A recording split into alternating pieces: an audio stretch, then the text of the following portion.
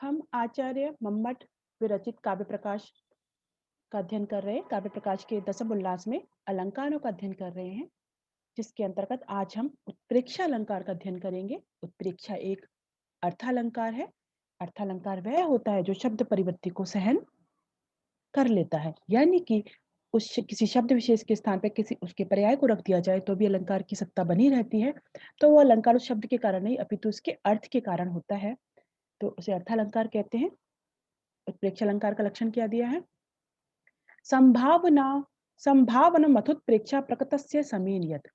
प्रकृतस्य माने प्रकृति की, यानी जो वर्णनीय वस्तु की, अर्थात उपमेय की। समेन माने सम अर्थात उपमान के साथ में जो संभावना होती है वह उत्प्रेक्षा अलंकार कहलाती है। समेन का तात्पर्य क्या है? उपमानीन, जो इन्होंने दिया है। तो जहां पर प्रकृति यानी उपमेय की, प्रकृति यानी वर्णनीय वस्तु की, उपमेय की उपमान के साथ में संभावना रहती है, संभावना का कथन होता है, वह मानो ऐसा है, वह उत्प्रेक्षा अलंकार कहलाता है। समीन अर्थात उपमानीन, उपमान। उदाहरण देखो इसका। लिम्पतीव तमोअंगानि वर्षति वांझनम नभः असत पुरुष सेवेव दृष्टिर विफलताम गतः। लिम्पतीव तमो अंगानी, ऐसा लग रहा है। तमह माने अंधकार माने अंगों को लीप रहा है। आकाश नभा माने आकाश मानो काजल की वर्षा सी कर रहा है। और असत यानी जो दुष्ट पुरुष की सेवा के समान दृष्टि जो है वो विफलता को प्राप्त हो रही है। लिम्पति तमोंगानी, अंधकार माने अंगों को लेप सा रहा है, लेप सा कर रहा है। और दृष्टि विफलता, और आकाश काजल की वर्षा सी कर रहा है। और असत पुरुष की सेवा के समान दृष्टि विफलता को प्राप्त हो गई है। यहाँ पर जो अंगों का जो अंधकार है उसका व्यापन आदि, उसके लेपनाद आदि रूपतया संभावितम।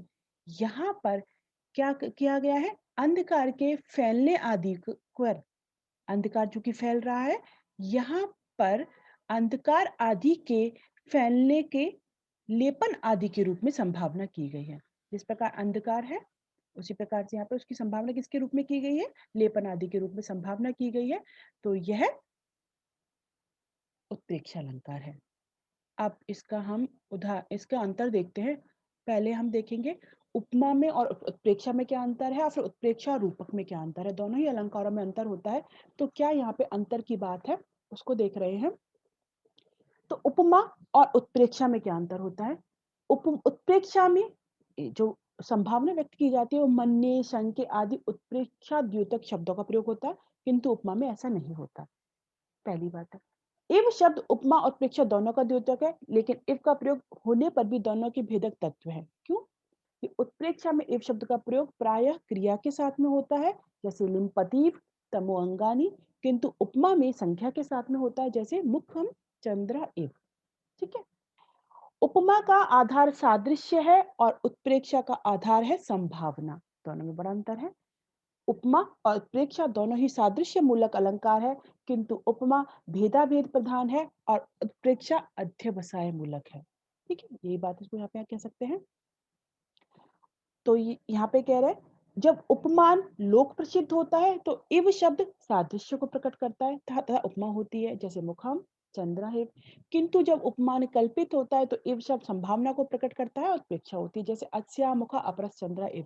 ठीक है, यहाँ अपरा चंद्र कभी कल्पित है, लोक प्रसिद्ध नहीं है। तो एक अलंक हमने देखा कि दोनों में उनके जो वाचक शब्द है, उत्प्रेक्षा वाचक शब्द है, वो अलग थोड़ा अंतर होता है इनमें। इफ शब्द का दोनों को में प्रयोग होता है, लेकिन दोनों में उसका अंतर होता है। एक अभेदाभेद प्रधान है, एक अध्यवसाय प्रधान है, यानी एक में सादृश्य रहता है, एक में संभावना रहती है। तो इसको हम दूसरी तरीके से कह सकते हैं कि उपमा का प्राण क्या है? सादृश्य है, और उत्प्रेक्षा का प्राण संभावना है। इसके साथ ही उपमा में उपमान रूप अर्थ की वास्तविक सत्ता होती है, किंतु उत्प्रेक्षा में वह कल्पित होता है, जैसे कि अभी हमने यहाँ पे भी देखा। अगला अंतर देख सकते हैं कि उपमा में यथा वत आदि शब्दों के द्वारा तुलना की जाती है, जबकि उत्प्रेक्षा में मन्य, शंके, ध्रुवम आदि शब्दों के द्वारा। और यह हम देख चुके कि इफ शब्द कैसे दोनों में साथ में रहता है। यदि इफ शब्द का प्रयोग क्रिया के साथ में होगा तो देखेंगे हम तो क्रिया के साथ में होगा तो उत्प्रेक्षा अलंकार, और जब संज्ञा के साथ में होता है तो उपमा अलंकार दिखाई देता है। इस प्रकार उपमा और उत्प्रेक्षा में अंतर होता है। इसके साथ ही रूपक और उत्प्रेक्षा में भी अंतर होता है। रूपक अलंकार और उत्प्रेक्षा अलंकार में देखते हैं।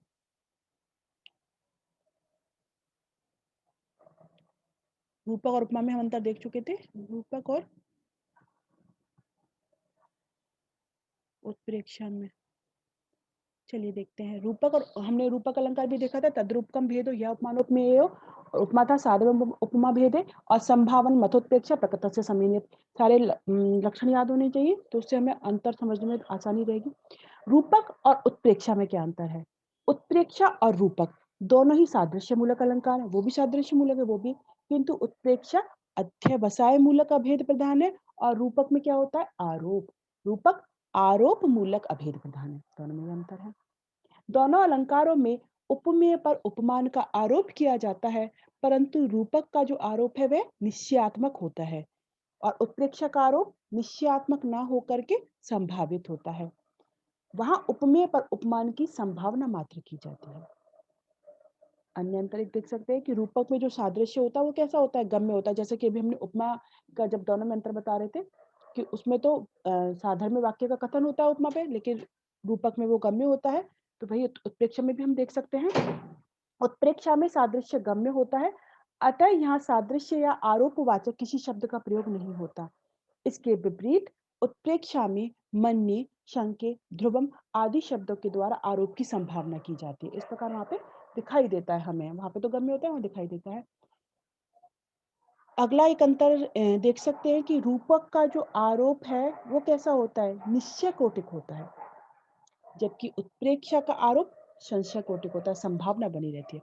तो उसका निश्चय कोटिक होता है, वो कहते हैं कि वो ऐसा ही है, उस पर आरोप कर देते हैं। यहाँ पे मानो ऐसा है, तो ये संशय कोटिक होता है। तो इस प्रकार से रूपक और उत्प्रेक्षा में भी अंतर होता है, तो दोनों में याद रखना है। रूपक और उत्प्रेक्षा में अंतर, रूपक और उपमा में अंतर। इस प्रकार जो उत्प्रेक्षा अलंकार है, हमें सारे जो अलंकार पढ़ते जाएंगे क्रम से एक दूसरे को कनेक्ट करते हुए देखेंगे बाद में, मतलब कि उपमा समझिए, रूपक समझिए, उत्प्रेक्षा समझिए, दोनों तीनों में क्या अंतर है वो देखते हुए चलेंगे हमेशा, तो स्पष्टता रहेगा। दोनों और अलंकार अत्यंत ही सरल है, इतना इसमें क्लिष्टता नहीं है। आज यहीं तक रखते हैं, अगले अलंकार का अध्ययन अगले व्याख्यान में देखेंगे।